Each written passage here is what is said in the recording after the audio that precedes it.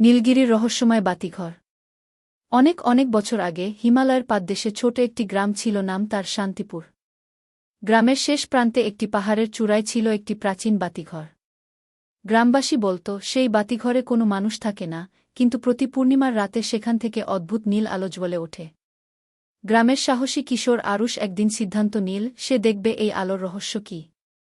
পূর্ণিমার এক রাতে, যখন পুরো গ্রাম ঘুমে আচ্ছন্ন, আরুষ হাতে একটি টর্চ আর পিঠে ছোট ব্যাগ নিয়ে বেরিয়ে পড়ল পাহাড়ের পথে।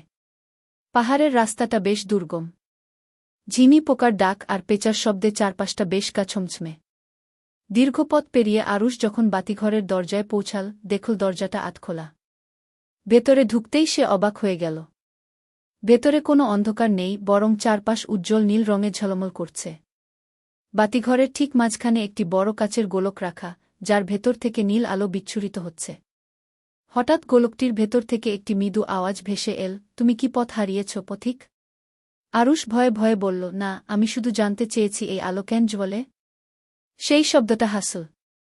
তারপর বলল, আমি এই পাহাড়ের রক্ষক।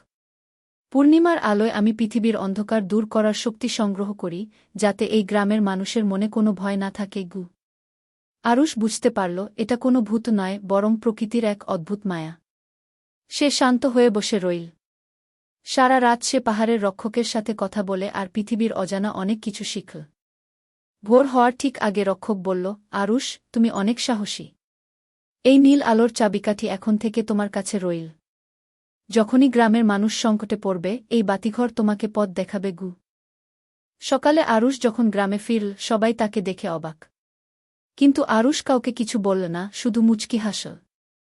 এরপর থেকে শান্তিপুর গ্রামে কোনো অশুভ ছায়া আর কোনো দিন আসেনি।